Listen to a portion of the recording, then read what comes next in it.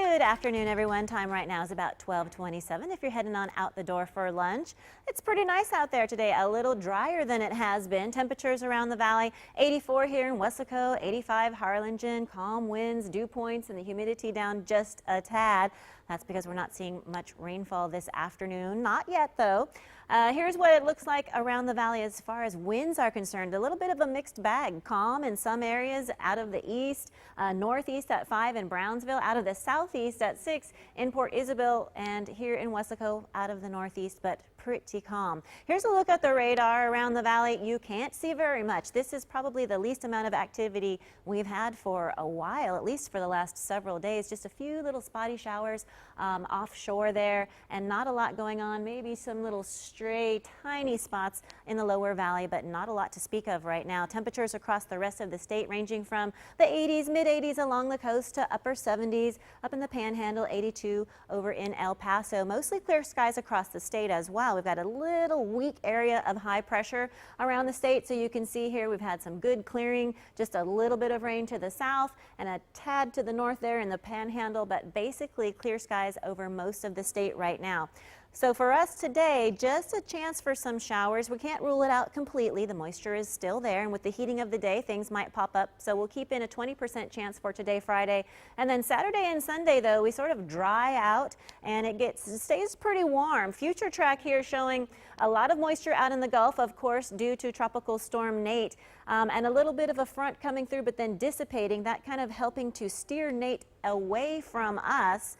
And then as we head on into the weekend, into Monday, we're going to see dry conditions over Saturday and Sunday, very warm temperatures, probably in the low 90s, humid conditions, but then hopefully our first real front of the year comes through in the beginning of this next week. Timing not quite sure just yet. As we get closer, it'll be more precise, but right now looking around Tuesday into Wednesday.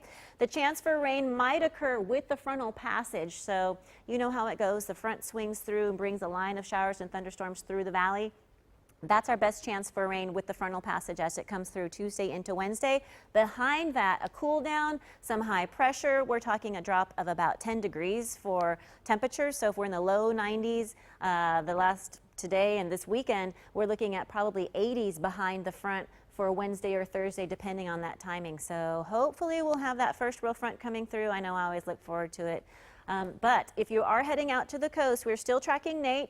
This morning it was at 45 miles an hour. Right now he's at 50, headed towards the Yucatan Peninsula. Just going to barely sideswipe the tip there. As it goes into the Gulf, we can expect some rougher conditions for us. And then he's going to head off towards the making landfall possibly as a Category 1 there between Mississippi and Alabama, and then races off towards the northeast. So not a direct threat to us, but if you are out at the coast, be careful. We have some watches and warnings, a high surf advisory in effect, and also a small craft advisory in effect, a high risk for rip currents. If you're headed out to the jetties, I know everyone wants to go surfing. Yes, they are expected to see possibly 6-foot waves by the jetty, but please be careful because of Nate churning everything up. The conditions out at the coast and on the waters this weekend could be life-threatening for the rip current situation. So basically, this weekend we have a chance for sunshine. We're going to dry out a bit, and then the front comes by Tuesday, Wednesday of next week, and drops our temperatures down to the 80s. Hooray!